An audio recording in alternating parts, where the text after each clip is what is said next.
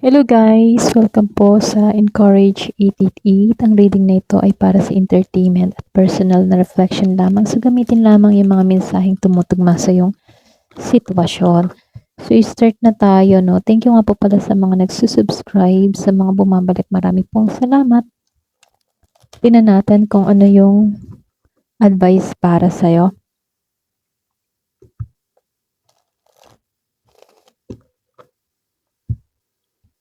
Give me the message.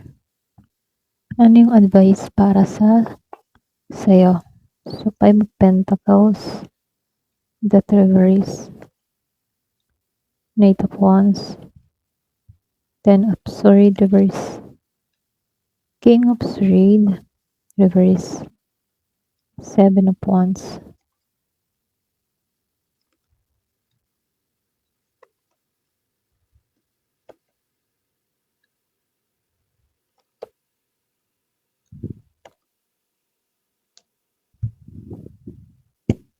So, kukuha tayo ng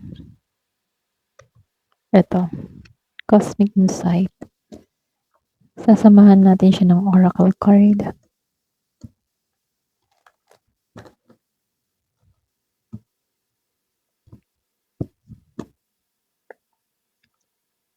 Meron kang caution dito, liar. Give it time. Merong water sign.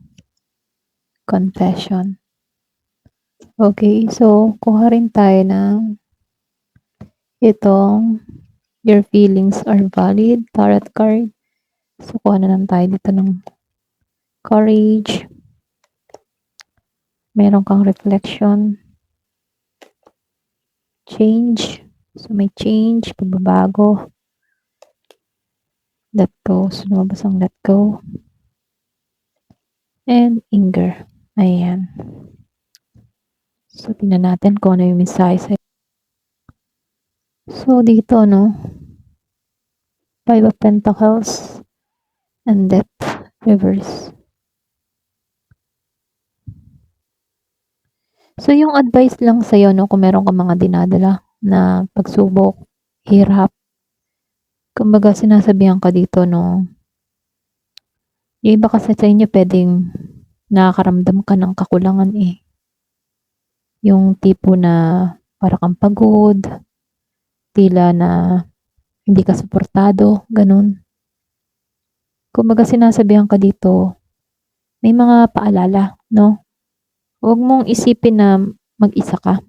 Kumbaga, meron ka sa nakikitang tulong na maaari mong lapitan. Pwedeng family mo, kaibigan, kung may mga problema kang dinadala, pwede mong i-share para mabigyan ka ng advice sa sitwasyon mo. So, lumalabas lang dito na meron ka din kasi mga bagay na mahirap bitawan para sa sarili mo, no? Para bang meron ditong tao na kumakapit pa rin sa nakaraan.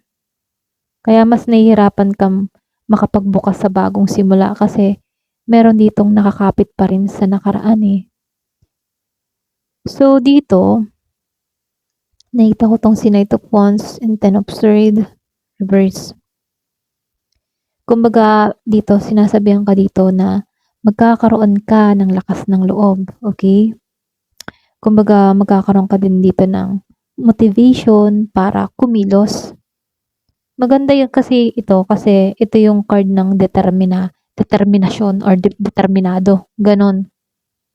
Pero dito, sinasabihan ka rin dito na huwag ka rin maging padalos-dalos sa mga desisyon, okay? So, lumalabas din sa Ten of Swords Reverse, yung iba kasi sa inyo, nasa yugto ka na ng pagbangon. Pwedeng unti-unti nang humuhupa yung sakit mula sa nakaraan or mga problema. Ito yung paparating, ha? Kumbaga, makakaraos ka. Huhupa yung mga problema na yan.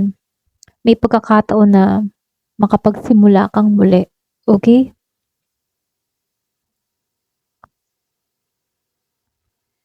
So, dito, lumalabas lang din dito, gamitin mo yung, alam mo yun, yung pagiging mong logic dito sa King of Swords. Matalino ka. Yun yung tandaan mo. Kumbaga, yung talino mo, yun yung magdedesisyon dito. Kumbaga dito, sinasabihan ka dito, wag mong pairalin lagi yung emosyon mo. Pwedeng yung iba sa inyo, ito yung weaknesses mo eh, yung emosyon mo. Okay? So, sinasabihan ka dito, no, magtiwala ka sa sarili mong paniniwala. Kumbaga, wag kang magtiwala sa mga sasabihin ng iba. Kasi dito sa Seven of Wands reverse, pwede kasing posible yung iba sa inyo, sobrang pagod ka na sa pakikipaglaban or pagtatanggol sa sarili, ganun. So, piliin mo yung mga laban na talaga na mahalaga. Okay? Halimbawa, for example, may mga taong hindi naniniwala sa'yo. So, hayaan mo na lang sila. Yun yung paniniwala nila eh. Basta kilala mo yung sarili mo. Okay? So, dito, sa Queen of Swords and the Five of Wands,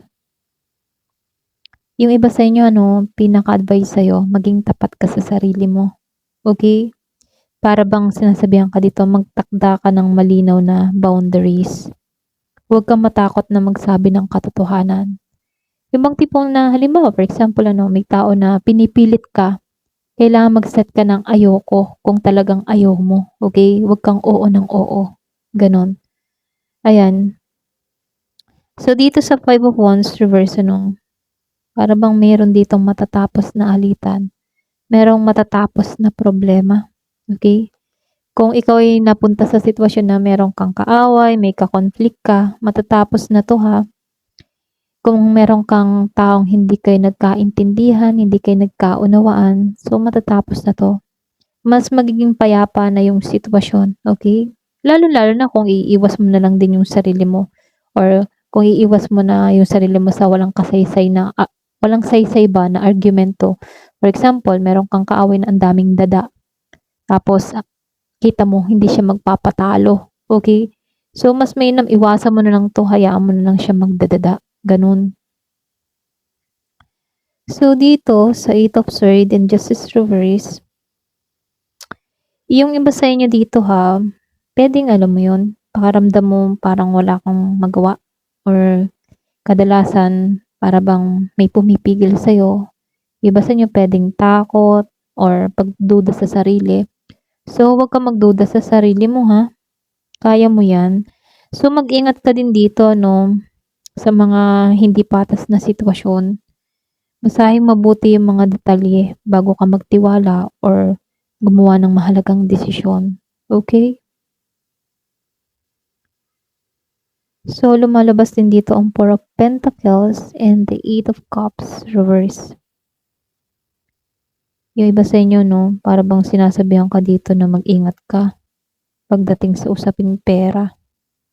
Huwag ka masyadong magtiwala, okay? Or pwede rin iba sa inyo, sinasabihan ka dito na ito na yung time para mag-ipon. Ayan.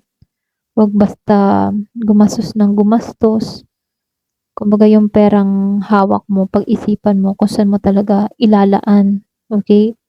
Kasi din dito, may posibilidad, ayan. Pwedeng bumalik ang isang dating sitwasyon or tao, pwedeng past person, biglang babalik. Or pwede ring nahirapan kang tuluyang iwan yung isang bagay na hindi nakakabuti para sa'yo. Meron akong nakikitang babalik, okay? Pero dito, pag-isipan mong maigi, yung pagpapasya mo dito, kung tama pa bang papasukin tong taong to. Ayun.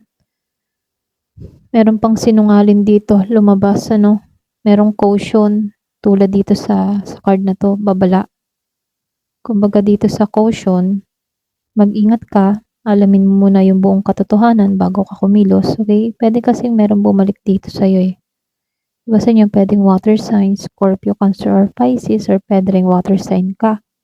Lumabas din ito, water sign. So, dito sa liar, be careful ka. Be careful of someone sneaky. So, ibig sabihin, mag-ingat ka sa taong ito. Maaring hindi nagsasabi siya ng buong totoo.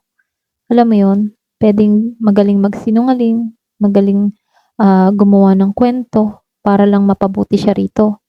So, pag-ingatan mo, huwag kang basta-basta magtitiwala. Yun nga sinabi ko dito sa unang card. Huwag ka masyado magtiwala. So, meron din ditong give it time. So, wag mo ding madaliin yung mga pangyayari, okey?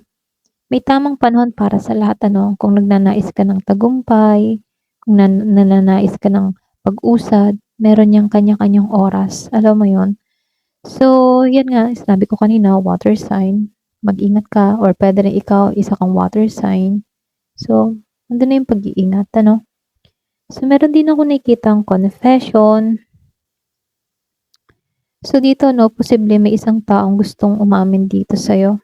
Para bang gusto nito magsabi ng meron siyang gustong sabihin sa'yo.